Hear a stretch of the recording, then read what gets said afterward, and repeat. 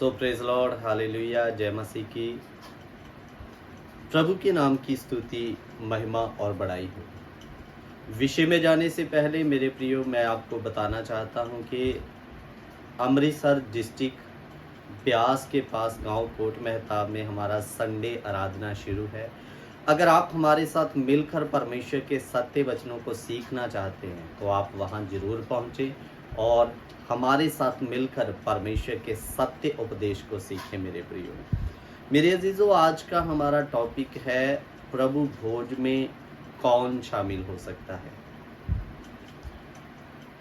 इसके ऊपर शैतान की एक बड़ी चालाकी है। बहुत सारे लोग प्रभु भोज के बारे में भी गलत शिक्षाओं को लेकर कलीसिया में घुसेड़ चुके हैं और ये उनकी गलती नहीं है, गलती शैतान जो उनके पीछे में खड़ा है, जो लोगों के बीच में गलत उपदेश डालकर लोगों को भ्रमित करता है। तो सबसे पहले मैं आपके बीच में स्टेप बाय स्टेप कुछ पॉइंट रखना चाहूँगा कि प्रभु भोज कोई आम प्रसाद नहीं है कि जो मंदिर में गया और प्रसाद लेकर आ गया करके। ये एक बड़ा ही गंभीर विषय है प्रभु भोज। सबसे पहली बात मैं आपको ये बताना चाहता हूँ कि इसमें हम शामिल क्यों होते हैं। लूका रचित सुसमाचार उसका 22 का जब हम 19 पढ़ते हैं तो प्रभु यीशु मसीह ने कहा, ये मेरा बदन है जो तुम्हारे लिए तोड़ा गया है। जब उसने रोटी ली, रोटी को तोड़ा तो उसने कहा, ये मेरा बदन है।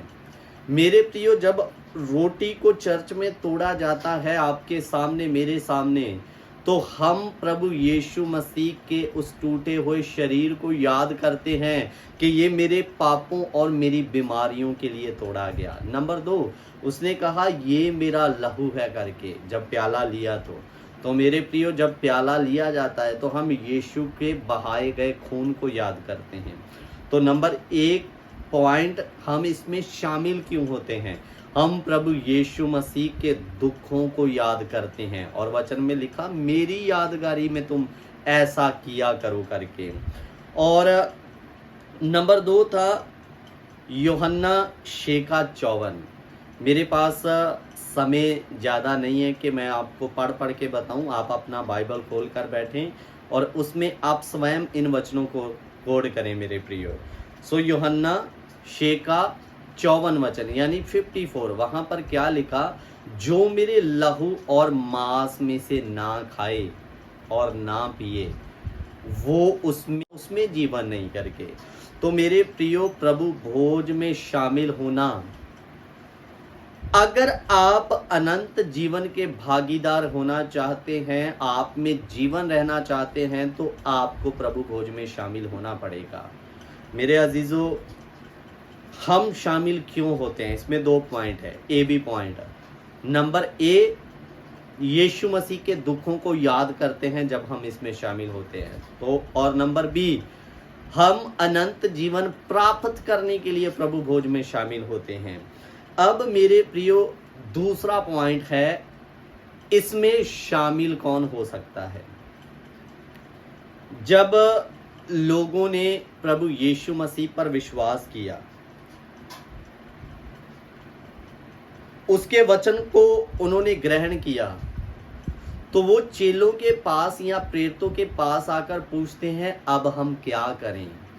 तो मेरे प्रियो, सबसे पहले जब एक व्यक्ति यीशु मसीह पर विश्वास करता है, वो मन फिराया हुआ होना चाहिए। नंबर 2, उसके बाद में बपतिस्मा पाया होना चाहिए। फिर वो शिक्षा प्राप्त करने वाला होना चाहिए और लगातार संगति करने वाला होना चाहिए। जो संगति करता ही नहीं, जो साल में एक बार चर्च में जाता है, वो प्रभु भोज में शामिल होने के हकदार नहीं है मेरे प्रियो। क्योंकि प्रभु भोज प्रसाद नहीं है, ये एक गंभीर विषय है मेरे अजीजों। इसलिए प्रेरितों के कार्य आप पढ़ सकते हैं, उसका 2 अध्याय उसका 37 वचन, जिसमें लिखा, जब लोगों ने वचन को ग्रहण किया, यीशु को ग्रहण किया, तो उन्होंने सवाल किया, अब हम आगे क्या करें। तो पतरस कहता, मन फिराओ, बपतिस्मा लो, प्रेरितों से शिक्षा प्राप्त करो, संगति करो और रोटी तोड़ो करके।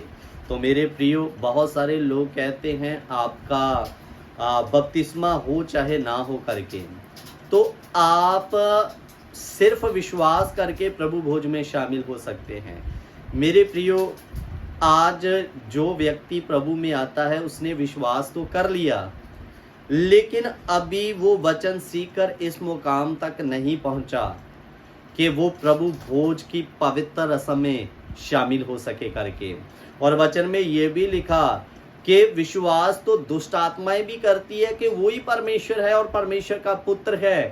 तो अजीजो, इसका मतलब फिर तो दुष्ट आत्माएं भी प्रभु भोज पे शामिल हो सकती है, जबकि वचन में लिखा वो भी विश्वास करते। केवल विश्वास करने से प्रभु भोज की पवित्र रस्म या पवित्र मेज में शामिल नहीं हो सकते, क्योंकि विश्वास तो बच्चे भी करते हैं और यहाँ तक वचन कहता दुष्ट आत्माएं भी करती हैं। मेरे प्रियो, प्रभु भोज में वही शामिल हो सकता है जो अपने जीवन को जांचता है और जो अपने आप को दुनिया से अलग कर चुका है। और मेरे अजीजों, अन्यथा अगर आप अपने आप को जांचते हुए प्रभु भोज में शामिल नहीं होंगे तो वचन में लिखा आप अपने ऊपर दंड लाते हो करके। सो एक वचन मैं आपके लिए जरूर पढ़ना चाहूंगा, पहला कुरिन्थियों की किताब उसका 11 बाब, पहला कुरिन्थियों 11 बाब उसका हम 26 और 27 वचन पढ़ेंगे। क्योंकि जब कभी तुम रोटी खाते और इस कटोरे में से पीते हो तो तुम प्रभु की मृत्यु को जब तक वह ना आए प्रचार करते हो। इसलिए जो कोई अनुचित रीति से प्रभु की रोटी खाए या उसके कटोरे में से पिए तो वह प्रभु की देह और लहू का अपराधी ठहरेगा।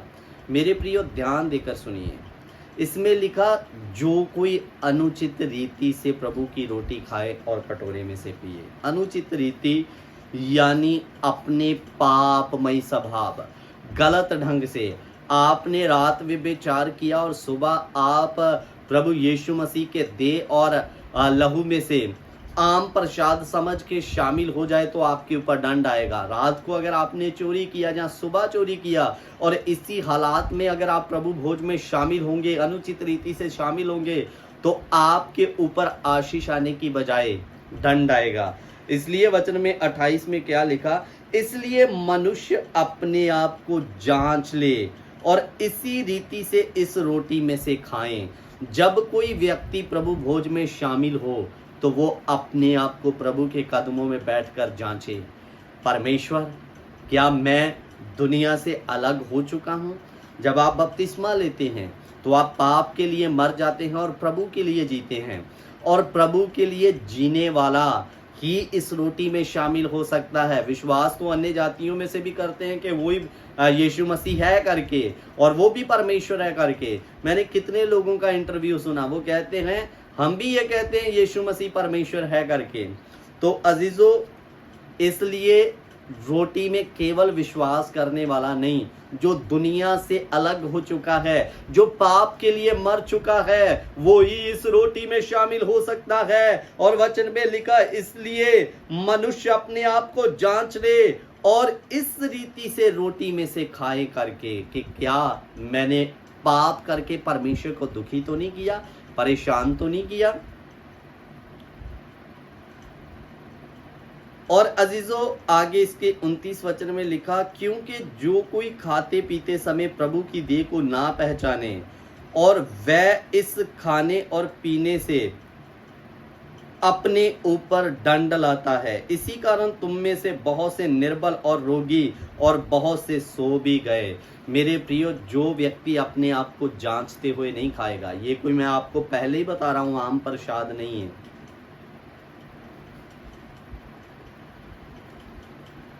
अगर आप अपने आप को जांचते हुए नहीं खाओगे तो दंड आपके ऊपर आएगा, आशीष आने की बजाय। वचन में लिखा, इसीलिए तुम में से कितने निर्बल रोगी और तुम में से कितने सो भी चुके हैं, आत्मिक जीवन में खत्म हो चुके हैं करके। तो मेरे प्रियो, मैं आपको बार बार बता रहा हूं, प्रभु भोज आम प्रसाद नहीं, कि जो भी आ गया, चाहे वो दुनिया से अलग हुआ हो या ना हुआ हो, अपने आप को जांचा हो, बस आया और हालात में ये बाबा जी का प्रसाद है और लेकर चला गया। मेरे प्रियो, ये एक पवित्र परमेश्वर का बदन और लहू है और इसमें अपने आप को जांचते हुए शामिल होना है। केवल विश्वास किया हुआ व्यक्ति, विश्वास तो बच्चे भी करते हैं, यीशु ही सच्चा खुदा है, भूत भी करते हैं, वही सच्चा खुदा है, लेकिन प्रभु भोज में शामिल होने वाला व्यक्ति जो दुनिया से अपने आप को अलग कर चुका है और अगर उसमें गड़बड़ हो भी जाती है तो वो प्रभु भोज लेने से पहले अपने आप को जांचे, परखे, परमेश्वर से माफी मांगे और फिर अपने स्टैंड पर खड़ा होकर तब वो प्रभु भोज में शामिल हो सकता है। तो शैतान आपको हमेशा निर्बल, रोगी और परेशान रखना चाहता है, इसलिए वो चाहता है इसमें कोई भी शामिल हो सकता है। ये है शैतान की बड़ी चालाकी मेरे प्रियो। और मेरे प्रियो, आगे अगर ये क्लास आपको पसंद आई तो मैं आपको बताना चाहूँगा कि प्रभु भोज को देने का परमेश्वर का उद्देश्य क्या था। आज इसको नहीं सीखेंगे, नेक्स्ट पार्ट में सीखेंगे। लेकिन शैतान नहीं चाहता कि लोग एक हो करके, तो इसमें भी उसने एक बड़ी चालाकी दिखाई है। आज की चालाकी उसकी क्या है? इसमें कोई भी शामिल हो सकता है ताकि लोग अनुचित रीति से शामिल होकर अपने ऊपर आशीष लाने की बजाय दंड लाए मेरे प्रियो। इसलिए इसमें आप विश्वास किए हुए होने चाहिए, मन फिराए होने चाहिए और दुनिया के लिए बपतिस्मा लेकर आप मर गए होने चाहिए और प्रभु के लिए जीने वाले होने चाहिए, तभी आप इसमें शामिल हो सकते हैं। अगर कोई आपको कहे हमें प्रूफ दो कि कहाँ लिखा है कि केवल बपतिस्मा लिया हुआ व्यक्ति ही प्रभु भोज में शामिल हो सकता है, तो सबसे बड़ा प्रूफ मैं आपको देना चाहता हूँ प्रेरितों के कार्य 2:37। जब लोगों ने विश्वास कर लिया, वचन को ग्रहण कर लिया, अब सवाल किया आगे हम क्या करें, तो पतरस कहता मन फिराओ, बपतिस्मा लो, संगति प्रेरितों से शिक्षा प्राप्त करो और संगति करो, और फिर आगे कहता और रोटी तोड़ो करके। तो मेरे प्रियो, यहाँ पर इसका मतलब सबसे पहले पॉइंट क्या है? विश्वास, वचन को ग्रहण करना, नंबर 2 मन फिराना, बपतिस्मा लेना, और मेरे प्रियो संगति और शिक्षा प्राप्त करते हुए रोटी को तोड़ा जाए करके। तो अजीजों, ये है प्रभु भोज की गंभीरता। इसमें शामिल हम क्यों होते हैं? हम यीशु के दुखों को याद करते हैं, अनंत जीवन में भागीदार होने के लिए इसमें शामिल होते हैं। और अब शामिल हो कौन सकता है? मेरे प्रियो, जो विश्वास किया है, मन फिराया है, बपतिस्मा लिया है, बपतिस्मा लेकर दुनिया से अलग हो चुका है, पाप की ओर से मर चुका है और प्रभु के लिए जीवन जीने वाला ही इसमें शामिल हो सकता है। और वचन में लिखा जो कोई अनुचित रीति से इसमें शामिल हो तो वो अपने ऊपर दंड लाता है। इसलिए तुम में से कितने बीमार हैं, निर्बल हैं और कितने तो मर भी गए, वचन में लिखा है मेरे प्रियो। तो इसलिए ये कोई आम प्रसाद नहीं, पवित्र चीज, परमेश्वर का बदन और लहू, इसमें अपने आप को जांचते हुए शामिल हो। अगर आप इसके बारे में और गहराई से सीखना चाहते हैं तो कमेंट बॉक्स में ज़रूर अपनी राय रखें। नेक्स्ट क्लास प्रभु भोज का उद्देश्य क्या था, तो इसके बारे में डिटेल से आपको समझाया जाएगा, सिखाया जाएगा। सभी को जय मसीह की। God bless you.